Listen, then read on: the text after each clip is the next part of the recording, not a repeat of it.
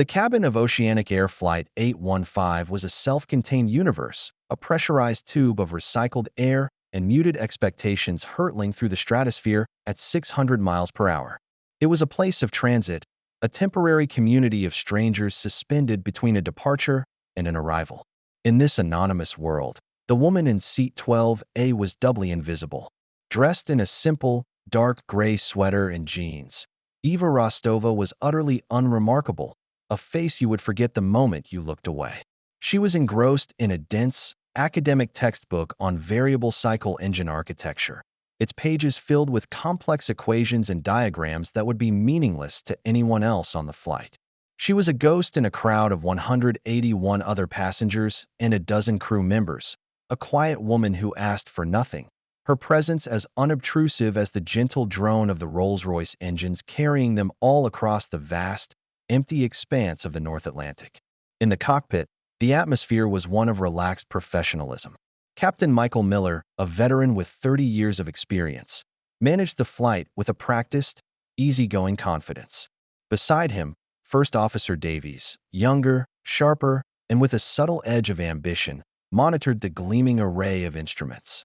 They were halfway between Shannon, Ireland, and Gander, Newfoundland, a point of no return where the world was nothing but the deep, unforgiving blue of the ocean below and the endless, pale blue of the sky above.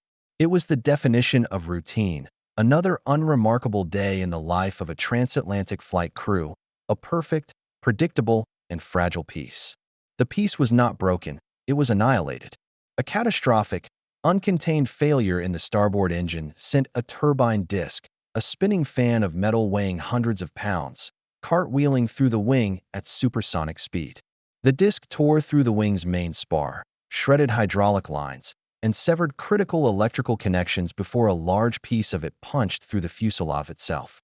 The sound was not a bang. It was a deafening, grinding explosion that seemed to come from the very soul of the aircraft.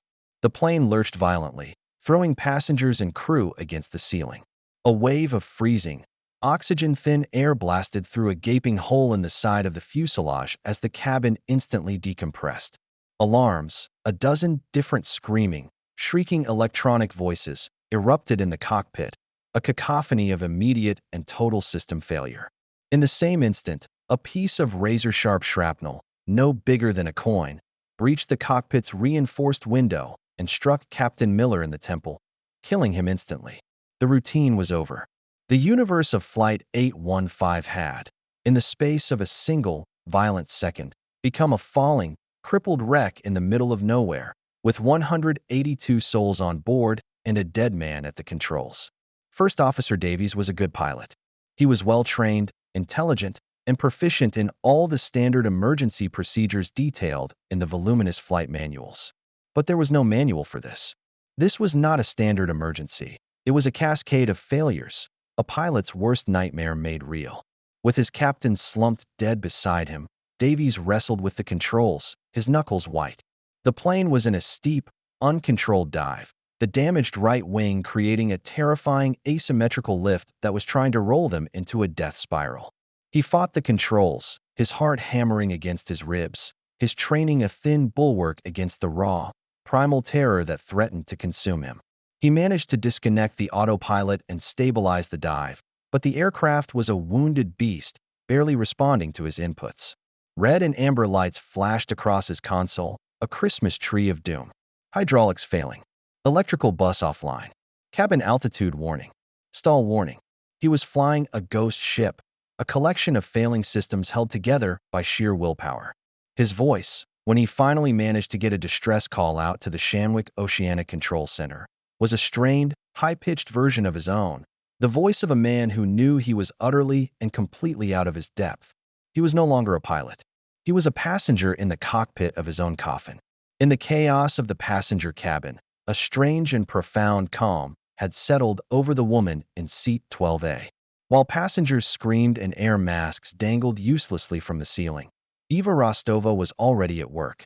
The explosion had thrown her against the cabin wall, but her mind, a machine honed by years of training for exactly this kind of high-stress, catastrophic event, had already processed the situation. She felt the yaw and the uncontrolled roll. She saw the specific, fluttering damage to the trailing edge of the starboard wing. She knew, with a certainty that was absolute, that they had lost primary hydraulic control and that the structural integrity of the wing was critically compromised. Her training took over. She helped a panicked passenger with his oxygen mask, her hands steady, her voice a low, calming murmur. She saw a flight attendant lying in the aisle with a deep gash on her head. Eva was at her side in an instant, using a napkin and a passenger's necktie to create a pressure bandage, her movements as swift and sure as a trained surgeon. She was an island of order in a sea of complete and utter panic. And she knew, with that same cold certainty, that the young, terrified voice of the first officer she could hear faintly over the cabin intercom was not the voice of a man who could save them. She had to get to the cockpit. It was not a choice. It was a duty she had thought she had left behind long ago. Getting to the cockpit was a battle in itself. The aisle was a chaotic obstacle course of luggage, service carts, and terrified passengers. Eva moved through it with a singular, unwavering purpose. She reached the front galley, where the lead flight attendant was trying to make a call to the cockpit on the intercom, his face pale with fear. "I need to get in there," Eva said, her voice cutting through the noise. "I can help him." The flight attendant looked at her, his eyes wide with a mixture of terror and disbelief. "Ma'am, no one is allowed in the cockpit," he shouted back, following the rules even as their world was falling apart. "That man is going to kill us all unless I get in there," Eva stated, not with malice, but as a simple, undeniable fact. The sheer, unshakable authority in her voice broke through his training. He looked at her, then at the locked cockpit door, and made a decision. He keyed in the emergency access code. The lock clicked open. Eva slipped inside, the door closing behind her, sealing her in with their fate. First Officer Davies, his face slick with sweat, his eyes darting frantically across the dying instrument panel, didn't even look to see who it was. "I said no one comes in here. Get out," he screamed, his voice cracking with the strain. "First Officer," Eva said, her voice calm and steady. "I am a licensed multi-engine pilot with experience in fly-by-wire systems. I can help you." Davies finally turned to look at her, his face a mask of incredulous rage. "Oh, you're a pilot, are you?" he spat out, letting out a bitter, hysterical laugh. "Fantastic. Everyone with 100 hours in a Cessna thinks they can fly a heavy jet. Get the hell out of my cockpit before you get us all killed." Eva completely ignored his outburst. Her eyes were already scanning the instrument panel, her mind absorbing the cascade of failures with the cool, diagnostic precision of a supercomputer. She had already processed more information in 5 seconds than Davies had in the last 5 minutes. "First Officer," she said, her tone shifting from calm request to direct, unambiguous command. "Your A-bus is offline and your hydraulics are shot, but you're not using your ram air turbine. Deploy it now, or we'll lose all electrical and flight controls in the next 90 seconds. Davies stared at her, stunned into silence. The ram air turbine, the RAT, was a small, emergency propeller that could be deployed to provide essential hydraulic and electrical power in the event of a dual-engine failure. But this wasn't a dual-engine failure. It was a complex structural and systems failure, and the checklist for that didn't call for the RAT. It was a creative, non-standard solution, a leap of intuition that his own panicked, by-the-book mind had been incapable of making. Before he could even react, Eva reached over, flipped the protective cover, and deployed the rat herself. A low thrum vibrated through the cockpit as the small turbine deployed into the slipstream, and a few of the dead screens in front of them flickered back to life. They had power. They had a chance. Davies looked at her, his arrogance washed away by a wave of stunned disbelief. This was no civilian. This was no Cessna pilot. He didn't know who she was, but he knew she was the only reason they were not already in a terminal dive toward the icy waters of the Atlantic. With essential power restored, the immediate threat of losing all control was averted, but their situation remained dire. The airliner was a crippled beast, flying on a knife's edge. The damage to the wing created a constant, violent tendency to roll, forcing Davies to fight the controls with all his strength. Eva, now standing behind him, her hand resting lightly on his shoulder, became his second mind, her calm voice a lifeline in the storm of alarms. "Keep your speed above 280 knots. she instructed. Any slower, and the airflow over the damaged wing will separate. We'll enter a spin we can't recover from. She was right. She was calling out procedures and flight characteristics specific to this aircraft type under these exact, catastrophic conditions, knowledge that was far beyond the scope of a standard airline pilot. They had another, more immediate problem. The plane was too heavy with fuel to attempt a landing, but the fuel dump system, which ran through the damaged wing, was inoperative. Attempting to use it would likely cause a massive fire. "We can't land," Davies said, his voice laced with despair. "Even if we make it to an airfield, we're too heavy. We'll crash on landing." Eva was silent for a moment, her mind running 1,000 complex aerodynamic calculations.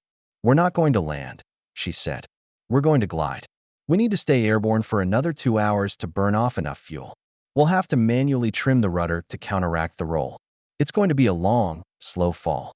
It was a breathtakingly audacious plan to turn their crippled airliner into a semi-controlled glider to ride it down for hundreds of miles. It was a plan born of a profound, almost supernatural understanding of the physics of flight. Davies, having surrendered all pretense of command, could only nod in agreement. He was no longer the pilot. He was a co-pilot, and his captain was the quiet woman whose name he still didn't even know. As they began their long, agonizing descent toward the North American coast, a new voice crackled over the radio. It was not a civilian air traffic controller. The voice was calm, professional, and military. "Oceanic 815, this is NORAD. We are tracking your situation. Be advised, we have scrambled assets to intercept and provide assistance."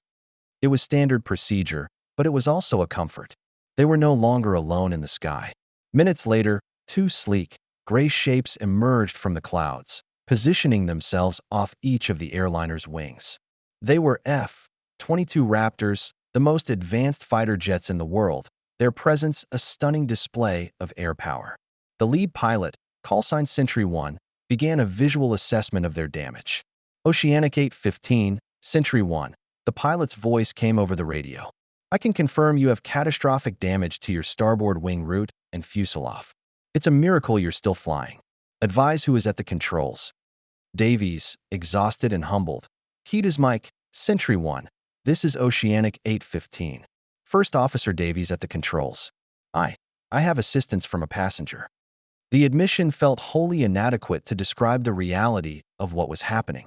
Eva, overhearing the exchange, knew she needed to communicate their precise handling problems to the escort. She took the radio headset from the dead captain's station.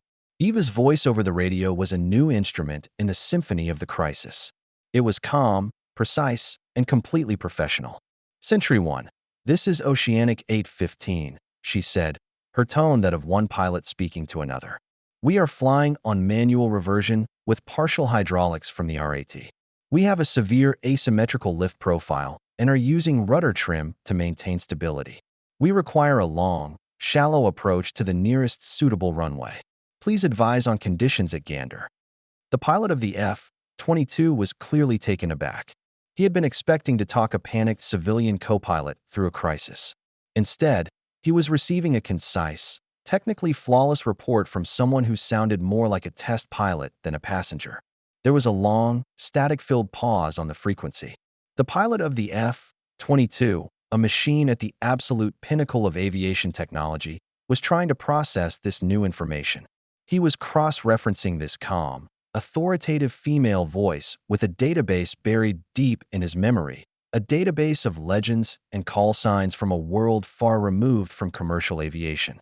The pause stretched for an eternity. Then, the voice of Sentry 1 came back, but it was different. The professional detachment was gone, replaced by a tone of dawning, incredulous awe and profound respect.